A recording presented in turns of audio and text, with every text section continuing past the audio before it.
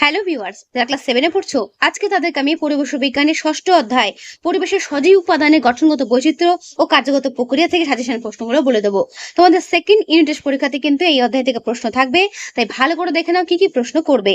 এখন থেকে প্রশ্নগুলো ভালো করে তৈরি করতে শুরু করে দাও, তাহলে তোমাদের পরীক্ষার জন্য তোমাদের কিন্তু অনেকটা তোমরা এগিয়ে থাকবে। তো দেখো কি কি প্রশ্ন এখান থেকে করবে।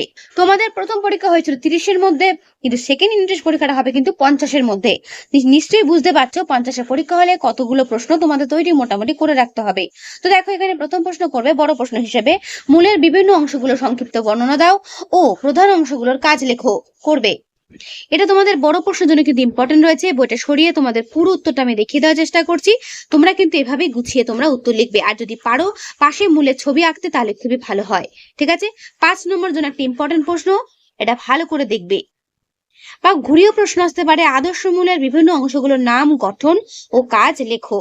ঠিক আছে, করবে, ভালো করে দেখে না। মূল ক প্রকার, স্থানিক মূল ও অস্থানিক মূল, দু প্রকারের মূল।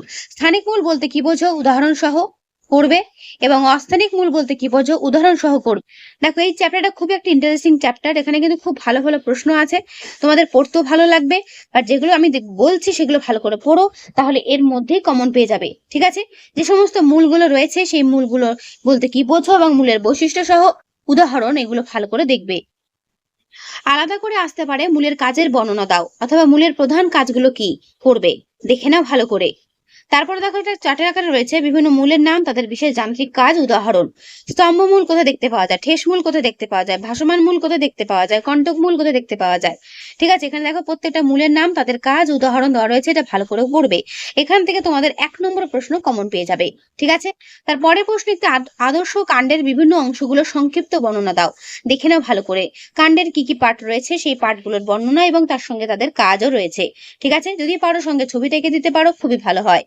ঠিক আছে, বিভিন্ন কাণ্ড তার মানে রূপান্তরিত কাণ্ডের বিভিন্ন প্রকারভেদ একটা চার্টের মধ্যে দেওয়া রয়েছে। দেখো মৃদুগত কাণ্ড কি কোনগুলো করছে, কন্দ, স্ফীতকন্দ, গ্রন্থিকাণ্ড, গুড়িকন্দ, মানে এগুলো সব কিন্তু উদাহরণ দিয়ে দেওয়া রয়েছে, এগুলো ভালো করে পড়বে। অর্ধবায়বীয় কাণ্ডের মধ্যে কি কি পড়ছে, ধাবক, ঊর্ধ্বধাবক, বক্র ধাবক এবং রয়েছে হ্রস্ব ধাবক।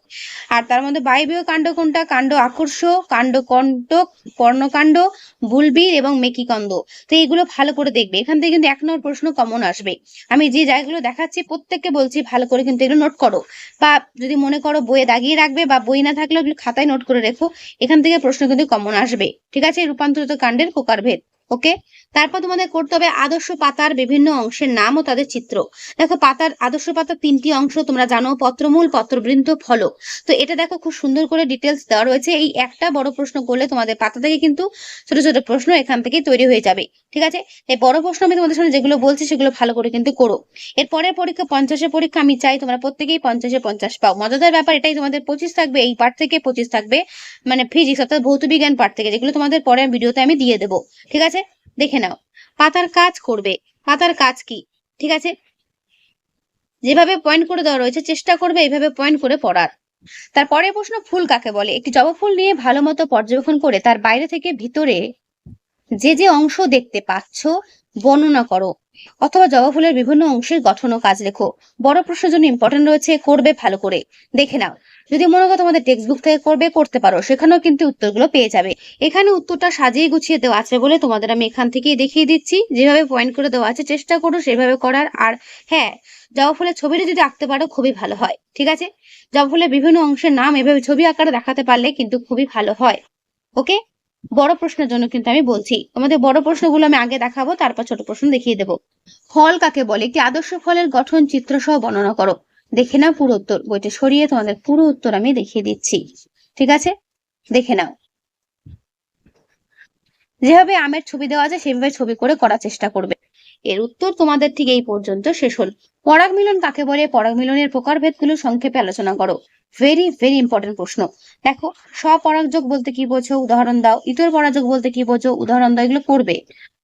বেসিক্যালি তোমাদের কিন্তু উদাহরণগুলো ভালো করে আমি পড়তে বলছি। ঠিক আছে, করবে। ব্যাপন কাকে বলে, একটি পরীক্ষার সাহায্যে ব্যাপন প্রক্রিয়াটি বর্ণনা করো। দেখে নাও ভালো করে, বইটা সরিয়ে পুরো উত্তর তোমাদের সামনে আমি তুলে ধরছি। এই পর্যন্তের উত্তর শেষ হলো। জীবজগতে ব্যাপনের গুরুত্ব কি, আলোচনা করো। দেখে নাও ভালো করে। তারপরে প্রশ্ন, অভিশ্রবণ কাকে বলে, অভিশ্রবণের প্রকারভেদগুলো আলোচনা করো।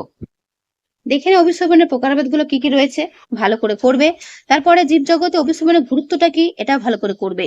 ঠিক আছে, তারপরে প্রশ্ন অঙ্কুরোদ্গম কাকে বলে, অঙ্কুরোদ্গমের প্রকারভেদ গুলো আলোচনা করো। দেখে নাও পুরো বইটা সরিয়ে পুরো উত্তর তোমাদের সামনে আমি তুলে ধরছি। কি কি অঙ্কুরোদ্গম রয়েছে, মিদবর্তী মিদগত, জরাজ অঙ্কুরোদ্গম, মিদভেদী অঙ্কুরোদ্গম, তার সঙ্গে তাদের উদাহরণ। অঙ্কুরোদ্গমের জন্য কোন কোন উপাদান অবশ্যই প্রয়োজন আছে, দেখে নাও উপাদানগুলো কি কি, জল, বাতাস, তাপমাত্রা। ঠিক আছে, ভালো করে দেখে নাও।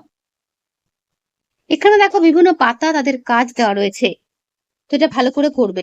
কোন গাছের পাতা কি উপাক্ষার থাকে এবং কোন রোগের জন্য এটা কাজে লাগে, এটা এটা ভালো করে দেখে রাখবে। ঠিক আছে, ইম্পর্টেন্ট আছে কিন্তু। ফেরোমন বলতে কি বোঝো, ইম্পর্টেন্ট প্রশ্ন, এবং এর কাজ কি এটাও করবে। হাইপারটনিক দ্রবণ বলতে কি বোঝো, দেখে নাও ভালো করে। এখানে তিনটে প্রশ্ন রয়েছে, আইসোটনিক, হাইপোটনিক ও হাইপারটনিক। এই পর্যন্ত উত্তর শেষ হলো। ঠিক আছে, করবে।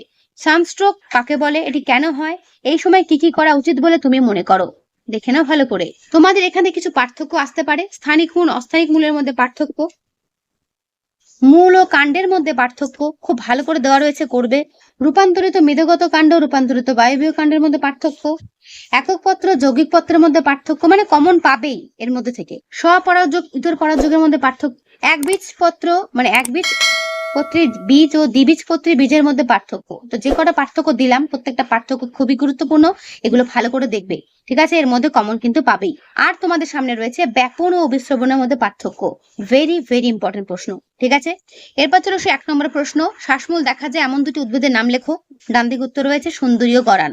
খাদ্য সঞ্চয়কে দুটি মূলের নাম লেখো, দেখো রয়েছে বিট ও গাজর।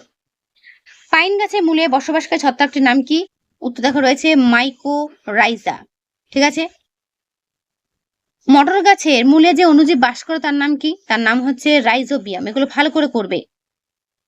কুমড়োর আকর্ষ কোন অঙ্গের রূপান্তর, এগুলো পরীক্ষাতে দেয়, উত্তর কাণ্ড। দুটি রূপান্তরিত বায়বীয় কাণ্ডের নাম লেখো, উত্তর কুমড়োর শাখা আকর্ষ, বেলের শাখা কণ্ঠ।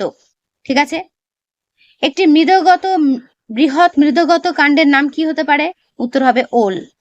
তোমাদের যা যা প্রশ্ন আমি দিয়েছি সেগুলো ভালো করে যদি পড়ো, আমার মনে হয় না তার বাইরে কোনো প্রশ্ন তোমরা পরীক্ষাতে পাবে। ঠিক আছে, তাই তোমাদের কাছে আমার একটাই রিকোয়েস্ট, প্রশ্নগুলো যেগুলো আমি দিচ্ছি বা তোমার সামনে এখন তুলে ধরছি, এগুলো প্রত্যেকটা প্রশ্ন ভালো করে কিন্তু পড়ে রেখো। তারপর একটি চিরহরিৎ বৃক্ষ জাতীয় উদ্ভিদের নাম, উত্তর হবে আম। জবা গাছ কি জাতীয় উদ্ভিদ, এটাও পরীক্ষাতে আসে, গুল্ম জাতীয়। দুটি অপুষ্পক উদ্ভিদের নাম লেখো, দেখে নাও উত্তর মস ও ফার্ন। প্রত্যেকটা প্রশ্ন উত্তর পেয়ে যাবে। পাতার যে প্রসারিত অংশ তাকে কি বলে, তাকে বলে পত্র ফলক। একটি যৌগিক পত্রের উদাহরণ দাও, উত্তর দেখে নাও তেঁতুল পাতা। তো নিশ্চয়ই দেখেছো তেঁতুল পাতাটা কিরকম দেখতে হয়, সেটাকে বলা হয় যৌগিক পত্র। তো বারবার তোমাদের যেটা বলছিলাম, উদাহরণগুলো তোমরা কিন্তু ভালো করে দেখে রেখো, তাহলে মনে থাকবে প্রত্যেকেরই। অতিরিক্ত বাষ্পমোচনে বাধা সৃষ্টিকারী এমন একটি পাতার নাম কি হবে, উত্তর ফণী মনসার কণ্ঠ। ঠিক আছে, খাদ্য সঞ্চয় করে এমন একটি পাতার নাম লেখো, উত্তর দেখে নাও ঘৃতকুমারী। ওকে, ফুলের স্ত্রীস্তবকের এককের নাম কি, উত্তর হচ্ছে গর্ভপত্র। গর্ভাশয়, গর্ভদণ্ড, গর্ভমুণ্ডকে একসঙ্গে কি বলে, উত্তর দেখে নাও স্ত্রীস্তবক বা গর্ভকেশর চক্র। ঠিক আছে, ওআরএস এর সম্পূর্ণ নাম পরীক্ষাতে আসে। পরাগ মিলন ঘটায় এমন একটি স্তন্যপায়ী প্রাণীর নাম, উত্তর হবে বাদুড়। ঠিক আছে, তারপর ওআরএস এর সম্পূর্ণ নাম তোমরা জানো, ওরাল রিহাইড্রেশন সলিউশন, মনে রাখবে। ব্যাকটেরিয়া ঘটিত রোগের চিকিৎসায় ব্যবহৃত দুটি অ্যান্টিবায়োটিকের নাম, উত্তর দেখে নাও সেফালোস্পোরিন, পেনিসিলিন। দুটি প্রকৃতিজাত অর্ধবেদ্য পর্দার নাম কি হতে পারে, উত্তর হতে পারে মাছের পটকা, কোষ পর্দা। ঠিক আছে, দেখে নিলে। হাইলাইট করা প্রশ্নগুলো ভালো করে করবে, যে কটা এখানে হাইলাইট করা দেখতে পাচ্ছ। পাতার চিত্র অঙ্কন তোমাদের পরীক্ষাতে আসতে পারে, এটা ভালো করে দেখে রাখো, এখান থেকে তোমাদের আঁকতে সুবিধা হতে পারে।